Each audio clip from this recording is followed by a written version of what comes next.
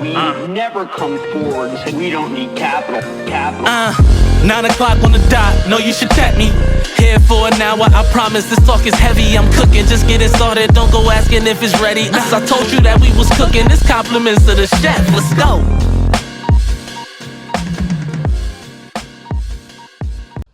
Good morning, creators. Welcome back to another episode of Cooking a Late Night. Look, I told y'all we back and we as real as ever. So when things happen, things come up. Last episode, we gave you a little snippet. This time, we're going to sit down for the full thing. We have special guest Jaya Bolden here tonight. And let me tell you something. If you an entrepreneur, if you know an entrepreneur, this is the day you want to call them on the phone and say, hey, I hope you're watching this show. Because she's going to tell you everything it takes in building your own legacy, journey, and keeping with your passion while sticking through other things such as 9-to-5s or even going to school. All that's coming up tonight on this special episode of Cooking the Late Night. But before we get into all that, we're going to check in with Carter Sade with the Renegade Report. Carter, talk to me.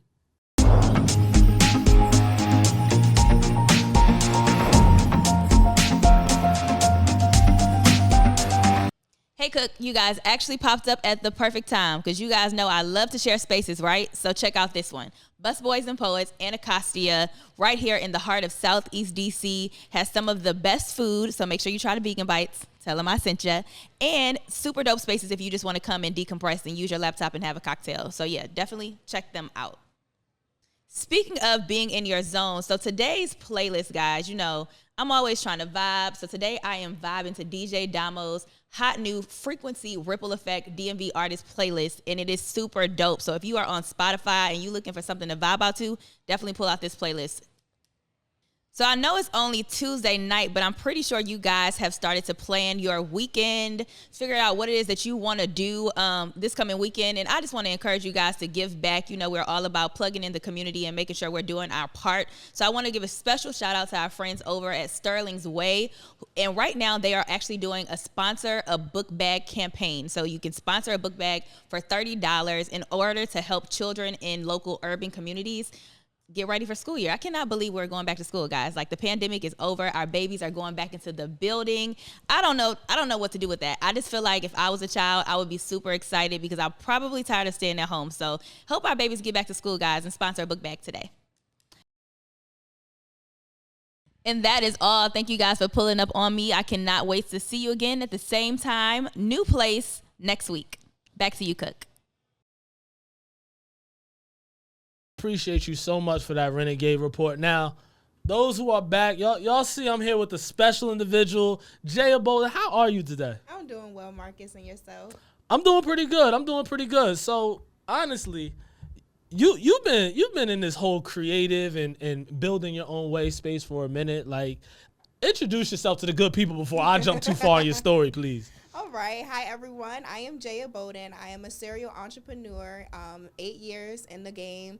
I've created a personal brand for myself. I also have a mentoring program of over 400 members who are aspiring entrepreneurs. In addition, I have a business called Bosses Connect, where I connect like-minded individuals, entrepreneurs, and just bosses who want to meet each other and spread good gems and news to each other. So that pitch was like, you don't even need me to ask questions. Like, y'all realize who we're talking to, right? Like, this is what she does. But, you know, I mean, you talked about being an entrepreneur for some time, and most people can feel like, okay, people have done entrepreneurship for a minute, but you was 16 in these streets as an entrepreneur with your first, like, business as a makeup artist. How did you get into that to start? Honestly, YouTube. Really? Watching YouTube, using my sister as a muse. Still to this day, she will pull up old embarrassing photos of colorful eyeshadow. But it wasn't until shortly after someone had asked me to do their makeup. I think that was about a year after. So I was 17 at the time. And then everything just took off from there. I could go into more, but I'm let you do your thing. No, I mean, please go take that dive. Take us on the journey. Because, I mean, for anyone, I could tell you, even myself, like at 16, my entrepreneurial journey wasn't anywhere near the picture, right? So to talk about like just mindset wise, like how did you realize like let me make this something. Let me backtrack for you all. So I attended a private school, Riverdale Baptist in Largo, Maryland. In 10th grade, this was before my makeup journey. In 10th grade, I wanted a little side hustle. I knew I was about to get a car. I was about to start driving. I wanted to just have some extra money. In addition, I was no longer doing cheerleading, soccer. I just wasn't active anymore. So I started buying things off of eBay. I was a shoe head. I'm talking every sneaker, Jordan you could think of, I would buy and resell on eBay. So I was getting money through eBay. And then I came across these bulk chargers and phone cases, and this is when iPhone had just came out. So I was reselling chargers, phone cases. The basketball team needed elite socks. If you know those little design type of socks, I will buy those off of eBay and sell it to people in the school. So that's where the hustle kind of came from. Look, your hustle way better than mine. Like, I thought I was doing something with like Skittles, like trying pawn off Everybody did lunch. candy, so I needed something different. Everybody want to be on their phone in class, so let me hook you up with a nice little phone case, a case you can go get from Five Below or the grocery store. No, that's hard. So like that in itself is like, I mean, paying attention to like now we know marketing options. Like hey, like, you know, there's not too many people. There's a supply and demand, right? Like, so you really took that on at 15, 16? I was 15 at that time. Yeah. Hey, nah, younger me disappointed in myself. But no, I mean so okay, so you start off eBay. How do you go from moving phone cases and chargers to putting makeup on faces? Right. So I eventually got caught by the administrative department with all of my selling, all the money that I was making. They was hating. They definitely were. So I stopped that, but honestly, watching YouTube videos at nighttime was really my thing. And then I was like, I want to buy some of this stuff. With the money that I had saving up, I definitely would go to Ulta. I would order a lot of things. Mac. I was a big Mac fan. Sephora, Ulta, all those good things. And I would just start buying a whole bunch of makeup, and I would only practice on myself. So one day, my sister, she wanted to have a little bit of makeup on, and I told her I didn't want to do it. I didn't know how to do it. Her face was different. I told her a whole bunch of stuff to get out of it. She went through the whole checklist. Look, you can't take makeup. I don't want to do your makeup. I don't know what to do. I don't know what I'm doing. Right. So my mom was like, look, if you don't put makeup on your sister, I'm not buying you anything else. And she was actually contributing to my kit because, I mean, yes, I was making money, saving money, whatever the case may be, but Mama was spending the money on the makeup too. And honestly, I mean, I was listening as you were talking. Like, them brands you said weren't cheap. Like, you go Mac, Sephora, like, exactly. It's the big dogs. Yes. Like, that ain't no light makeup. So glad there was a community support there. Right. So if it wasn't for my mom's push for me to use my sister as a muse, I don't think I would have made it this far. Wow. I probably would have been a YouTuber who only did her face. You know, some YouTubers don't do anybody else's face. But I'm a people's person. Well, I grew to be even more of a people's person because of makeup. That's tough. So, okay. So, like, you get into this space, right? You start to do makeup for others. You get a studio at 19. Like, I'm not even trying to just gloss over all of this. This is major, right? But the journey's still deep. Like, there's still more that follows. Like, so talk about just one, marketing yourself, right? As a self-starting entrepreneur in the makeup space, how did you go about networking to get opportunities like such as Black Girls Rock, right? That was a big deal even coming out of that space. So how were you able to leverage into those opportunities? Honestly, if it weren't for me wanting to build a clientele and me wanting to meet people, Instagram wasn't what it was today, you know, so it was really just me marketing myself because I did my makeup all the time. People would see me often out and about. I was going out a lot in high school. I did a lot of people's makeup at high school, and the BET opportunity actually came from a young lady who went to my school. Her mom asked me to do her makeup. I was like, yeah, I literally did the smallest bit of little makeup on her face, and she was so pleased and satisfied. I got a phone call about a week later asking if I wanted to do the Bobby Jones show in August of 2015. And at that time, I had just made my college decision to go to Temple University. So in the midst of building my brand and career, I'm still doing all of this school, like a lot of school. Wow. So school definitely contribute to my network, high school and in college. Yeah. You know, and honestly, you know, for anyone who's tapped in as a creative at home, like especially younger creatives, like leverage the education system around you, because there, you never get another opportunity where this amount of people are around you with common interests. Right. You get a job and yeah, sure, you work together, but you guys probably don't like each other that much outside of that. Exactly. But, you know, in school, you gravitate towards your friend groups and you can kind of leverage that. So that's dope that you found the way. I mean, how I don't ask this in like just naivety, but just curiosity as to what was it like around you in terms of support and like mindset? Like, how did this mindset come about? Because at 16, I didn't have it, and my parents loved them up and down, but we wasn't hustling, you know, phone charges. So how did this actually come in that space for you? So believe it or not, I was spoiled growing up. I don't like to use that word, but I was very privileged growing up. Private school. We would go and take family vacations. It just so happened that my dad cut off our weekly allowance, mine and my sister's weekly allowance. So cutting off the allowance kind of put me in hustle mode. Like, I'm used to getting some sort of money. I'm used to being able to go buy what I want to buy when I want to go buy it. Yeah. So that definitely was that little trigger for the hustle mode. My dad wasn't as supportive when it came to the makeup artistry, but I definitely had my mom, my sister, and my dad's sister, which is my aunt. Those were still to this day, my top 3 supporters. They invested in my kid. Invested in my marketing. You know, my sister's a graphic designer, but even prior to her being a graphic designer, my aunt got me my first business card. She taught me how to use Vistaprint. I got car stickers. I was 16. I just got my car. I put little Makeup by Jaya stickers on the side of my car. I was not playing any games. That's hard. And with my dad not believing in what it was that I wanted to do, I just had to prove this man wrong. And I'm still to this day proving to this man wrong.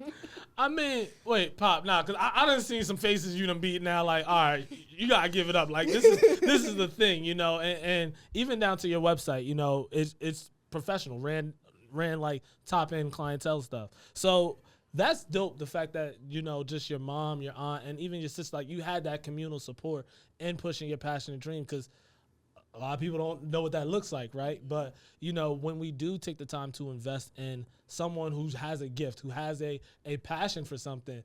I saw on Twitter, this one lady says, I don't pay my kids allowances for chores. I pay them to do the sports or the activities they actually want to do so they know it's a job and they can push it. So it's kind of like the same thing. Like, exactly. Yo, your hustle can actually bring you the money once you see this opportunity. Right. So, okay, so you get into this space of makeup. You're in college. How are you balancing the two? Okay, so let's go there. I had a clientele here in the DMV area. Mm-hmm. They knew I was getting ready to move to Philadelphia to attend Temple University.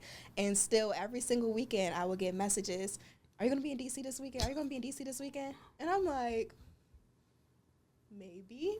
How many of y'all is it, you know? Right. And I would get booked up so much to the point where it was worth coming back home almost every single weekend. I probably would spend one weekend out of the month in Philly, or probably not even a whole weekend, a Friday or a Saturday. Wow. If it was a party, it would be a major party that I would get booked up for, homecoming, whatever the case may be.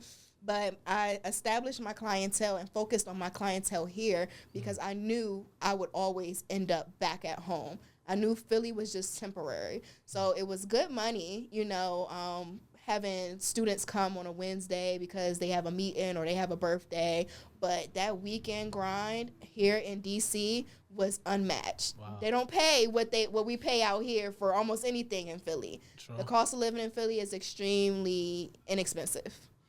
No, that's a valid point, and that goes to kind of not only just knowing your value and your worth, but knowing your target ideal clientele, exactly. Right? Like that goes big into becoming an entrepreneur. Like, yo, and marketing. I need to hit people in this bank account and budget because love y'all, but I'm not gonna make bank up here. I didn't care if I had to drive, if I had to take the Chinese bus, if I had to, and that's the bus in Chinatown, the mega bus. Yeah. It didn't matter. I was literally flipping my money 4 times, 5 times, and my dad would take me to the bus station because it was nowhere for me to park my car. So he'll take me to the bus station, and my bank would be closed on Saturdays, and my credit union would be closed on Saturdays, and I can't go on Sundays, and more than likely I'm coming in Friday night. I would hand this man a whole stack of cash and say, go put this in the bank for me. So not what you bring in like the re-up to pop like, hey, Go put this in the bank. Go handle that for me. And he'll be flipping through it and counting it. You made this just from Saturday and Sunday? Yeah, because I came home Friday night, so that was just Saturday, Sunday money. Wow. Go put that in the bank for me. Don't touch it either. right. I know all my ones. Right. I know all my accounts. All that's there. Yo, I mean, again, like it's humbling just to connect and see this, because I think you tell a lot to this part of the journey for entrepreneurs, like the hustle, save, figure it out, like grow. Like it's not all just a linear, right? Like stay low, like put the work in. Taking the mega bus, taking the Chinatown bus, which I had to hop on that a couple times too to get to New York. Like, look, $5. If it's $15 for me, yeah, but either way, that $30, that's less than one face. and less than gas, like, right. and tolls to get up and back from that bike. So, okay, so you're in school doing this balance of your side hustle, your schoolwork. What were you majoring in at this time? Like, why go to school? Right, that was a real question. So I questioned whether or not school was for me because the BET opportunity came right before orientation my freshman year. So Black Girls Rock wasn't until maybe 2-3 years later. My first opportunity was the Bobby Jones show here in DC. So I did 2 to 3 seasons of his show, which was every summer, and then I got the Black Girls Rock opportunity. I really questioned whether or not I could just go to cosmetology. My father wasn't here for it. You're going to school, and this is coming from somebody who didn't go to a higher education. He went to trade and has a trade business, but my mom did cosmetology. So with her, she kind of pushed me to kind of stay down, have this degree as your backup plan, understand how to work the business through your degree. My major was communications and entrepreneurship. So that's a lot of marketing, advertisement, public speaking, media studies, and things of that nature, journalism, all of that. No, it's the perfect complement to what you're doing now. And I like what you said, like, this is the fallback option. Like, plan B is the degree. Right. When most people are like, no, you got to get the degree to actually get to your plan A. You're like, oh, I mean, it's working, right? Right. It's going the right way. And I thought I had to put it to use once I graduated. And it's like, I don't want this. So, okay, so let's talk about that transition. You're graduating. Your clientele clearly has grown. Like, I mean, you're locatable. We actually connected because for my 75th special, you ended up doing my girlfriend's makeup. Yep. And it's like, clearly you just got the clientele base to just attract new business, right?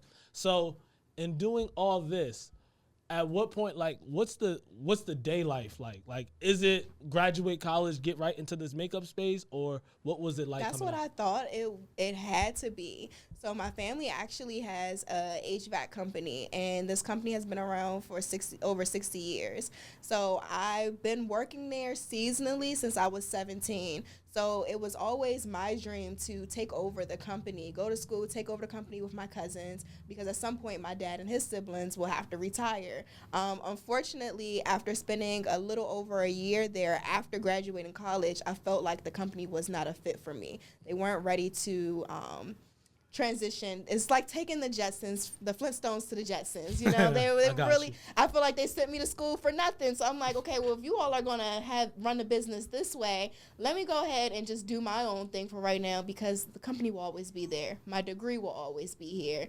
So I definitely dived right into the company right after college, and especially because the pandemic hit. Yeah. So I graduated December 2019.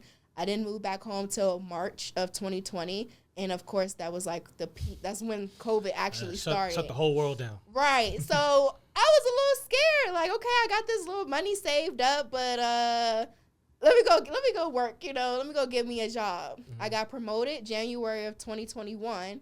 and I departed the company for the time being in March of 2021.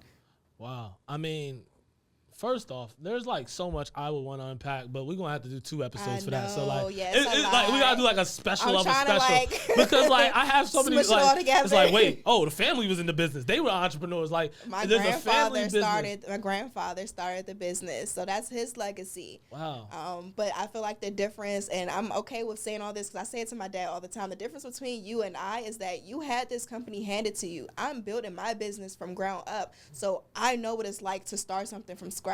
You're still going off of what you were taught from your father. Yeah. So here I am trying to revolutionize the company. My cousin's trying to revolutionize the company. We did 5 years of school for what?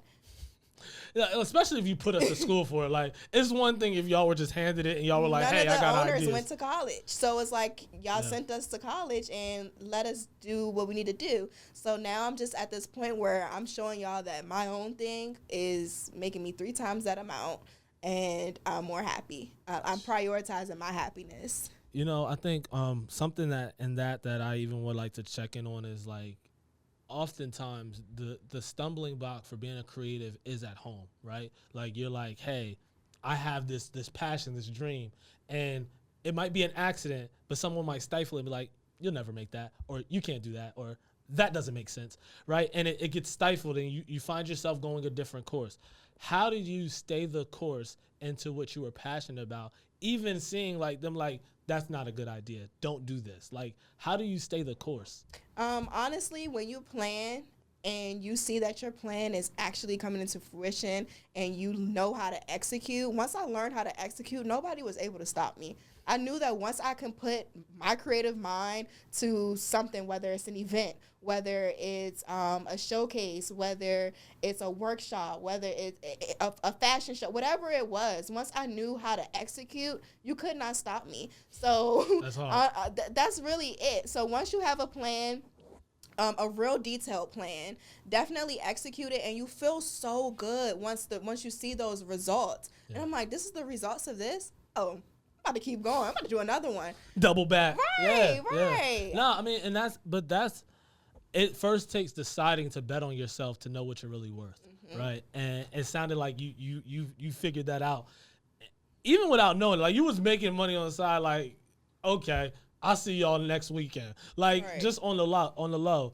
But one thing I also love about your journey and your story too is, as you progressed, you gave back, right? So you have a mentorship program. You said over 400 people, like 400 members. Like, in tell us about the program. In so many different cities and states. So Crown and Queens Mentoring is a program for aspiring and current entrepreneurs. We focus on women primarily. However, I do help men outside of the program.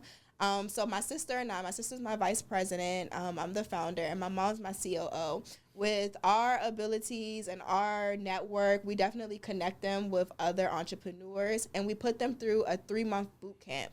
So when you first join the program, you go through a 3-month boot camp that helps you build up your personal branding skills, getting you outside of your shell and unleashing that entrepreneurship mindset, and then also diving into how to build their business. And if they have a business already, how to make your business go to the next level. That's awesome. To sum it up. No, that's hard. Hey, so okay, so you got your own business.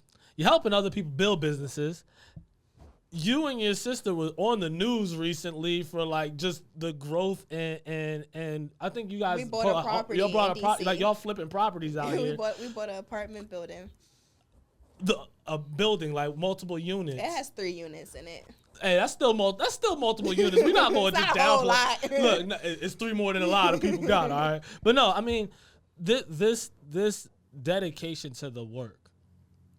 How do you balance actual life for yourself and restore? Like, how do you replenish yourself along the way? Okay, so I must say, most of my life, my work has been my driving force and distraction from my mental disability. So I struggle with bipolar depression, and honestly, when I go to work, I'm my happiest.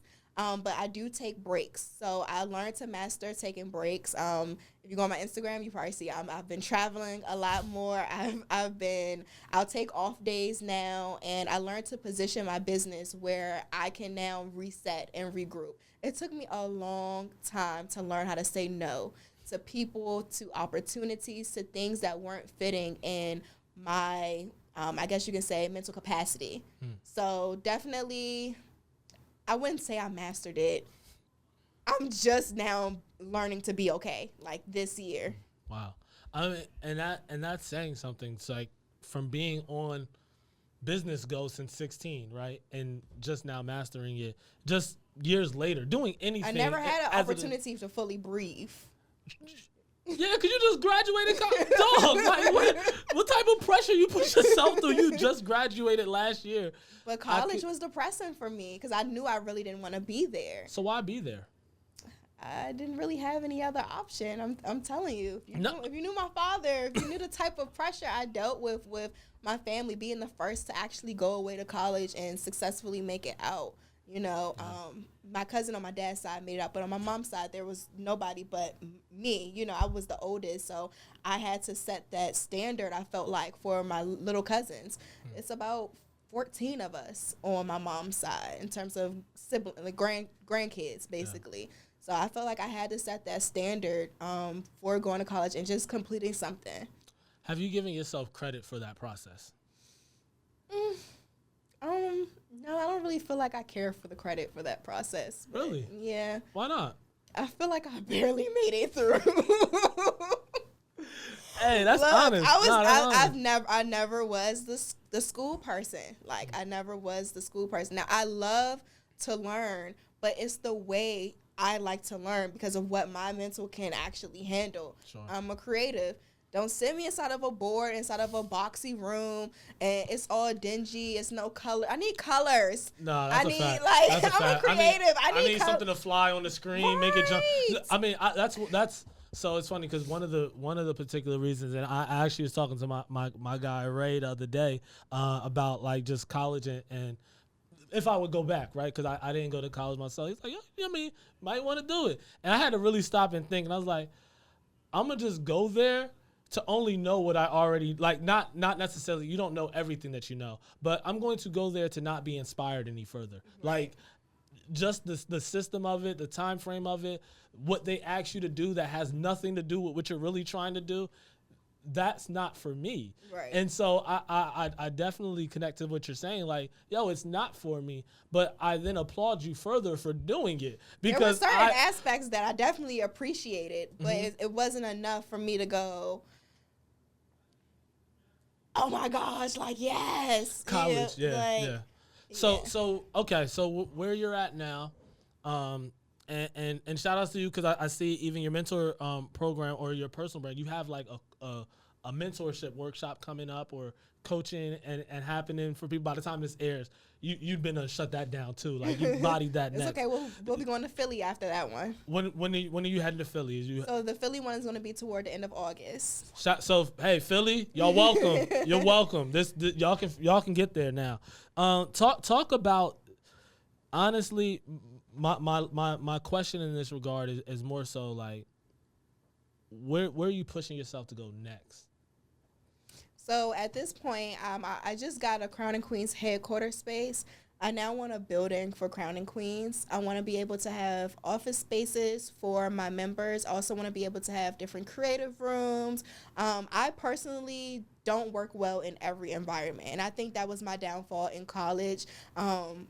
Being trapped in my dorm, being trapped in little study rooms, I just don't work well in every environment. I want to create those environments and spaces for my creatives, for my entrepreneurs and bossy women to actually be productive, host meetings and things like that. That is my very next move. So y'all heard it here first, hey, okay? I don't know if like that. In the midst of actually doing renovations for our property that we just got in February, that is my very next move. That's awesome. So, and honestly, because there's so much that this conversation can just continue to go. But like based on what you just said, I have to ask the question that I ask anyone that come on this platform: is just what does legacy mean to you? Oh my gosh, I love that question. Legacy means to have a foundation, but be able to pass something down of substance. And that's what Crown and Queens, that's why I created Crown and Queens, because Crown and Queens actually was just a makeup mentoring program before it became a mentoring program for all entrepreneurs of different aspects, different journeys. And I know for a fact that with the foundation my sister and I laid down, if something were to happen to me today, Crown and Queens can still run and operate with no problem. Wow. My grandkids can be able to run Crown and Queens. My nieces and nephews will be able to run Crown and Queens. So legacy is not just money. It's not just deeds and homes. It's having something in your name. If I were to pass away today, what am I known for? Wow. And that's very important to me. That's amazing. Look, Jaya, thank you. Like honestly, again, I don't want to take, like, we got, y'all let us know out there. We got to run back part 2 and finish this conversation because it's so many places it can go. But just thank you for being a creative who literally did what was asked of her and still held on to that creative gift. Like, that itself is important. Like, never letting go the fact that I can do this side of me too. Like, this is still a part of me. How can people support you, follow you, connect with you? I am Jaya Bolden on all platforms, and those platforms definitely will segue you to Makeup by Jaya and Crown and Queens Mentoring. With that said, thank you again for coming on to the show. We about to get ready for this cooking up guest. We got KP Folarin with Lay In. Y'all check this out right now.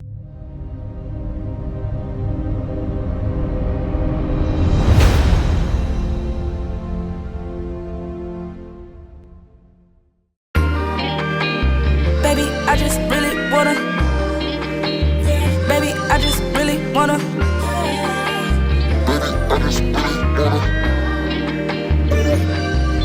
It's been a long week, and it's only Tuesday. My boss been on my nerves. Tell me where's the weekend. I wanna get my favorite food, turn on some music. Maybe I'll clean my house or watch some Netflix. I might just go on Hinge, find me a man, or swipe on Tinder, find his best friend, enjoy myself and just have a good time. Fuck all my other plans. Baby, I just really wanna lay in, kick my feet up and just stay in. Don't invite me nowhere, I ain't coming. Better not ask me to do nothing. I'm tired, I'm ready to go to bed, girl. Already? Yes. It's morning good though, so I'm finished up. But when I'm done, oh shoot. It's time. Who is that? Oh, okay. Hello? Yo, what up, man? Nothing, just showing some friends. What's up? Yeah, we trying to pull up on you. You trying to come over right now? Yeah, I got about 3 of my niggas with me, you know what I'm saying? Oh, you coming with your... Okay. Alright. Okay, I'll see you when you're there. So... Theory's coming, but he's bringing his friends. He's coming with his boys? Yeah. Well, that means we have to get dressed. Oh my God. Bruh, get up. The party's starting. I just need some time to unwind and relax my mind. Don't miss me with that bullshit, cause I don't have time. Time to unwind and relax my mind. Don't miss me with that bullshit, cause I don't have time. Coolest niggas out, you know it's too baby, it's a vibe, just pull up. The game is on and I'm in there sitting. You can bring a friend, the one I met out with just playing. Shots up like my last name Miller. The vibe is here, is she going up with us? If not, I may be swapping on Tinder. Pandemic got me chillin' like a off day. Shawty drunk, got it, it's like Beyonce. I just wanna lay and watch the game. Going out, they be feeling so lame. I be guessing that coming with age. Just give me a backwood with a bad bitch and a glass of 2 with some vegan food. And baby, I just really wanna lay in, kick my feet up and just stay in. Don't invite me nowhere, I ain't coming. Better not ask me to do nothing. I just need some time to unwind and relax my mind. Don't miss me with that bullshit, cause I don't have time.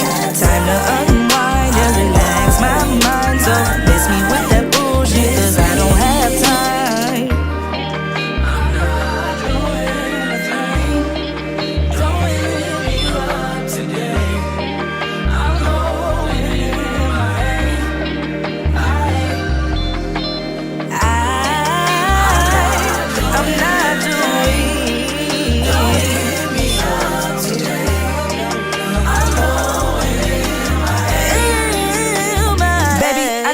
really wanna lay in. I just wanna lay in. Kick my feet up and just stay in. Kick my feet up, kick my feet. Don't invite me nowhere, I ain't coming. Better not ask me to do nothing. I ain't going on. I just need some time to unwind and relax my mind. Don't miss me with that bullshit, cause I don't have time. Time to unwind and relax my mind. Don't miss me with that bullshit, cause I don't have time.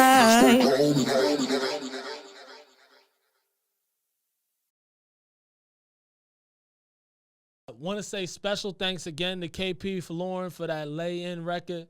And that's a bop. Like, I don't know if y'all have that on your playlist, but it is definitely on mine after tonight. But y'all know what time it is, right? We're going to head over to the style corner with my guy, Brian Lamont. Brian, talk to me.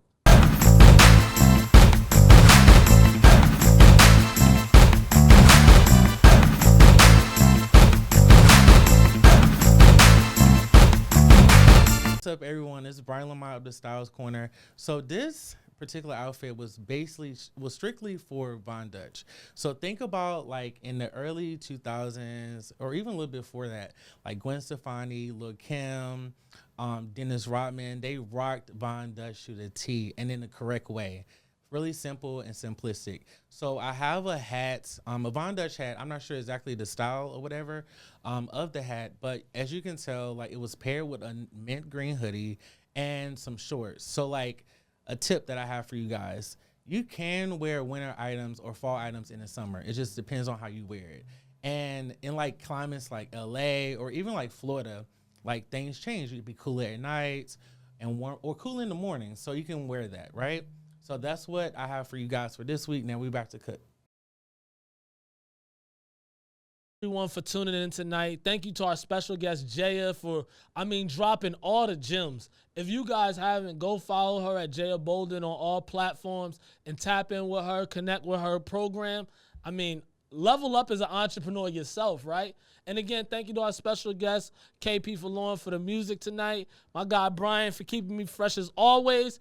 Y'all know what time it is, 9 o'clock. Tune into the J Hill Network every Tuesdays. We cooking. Out.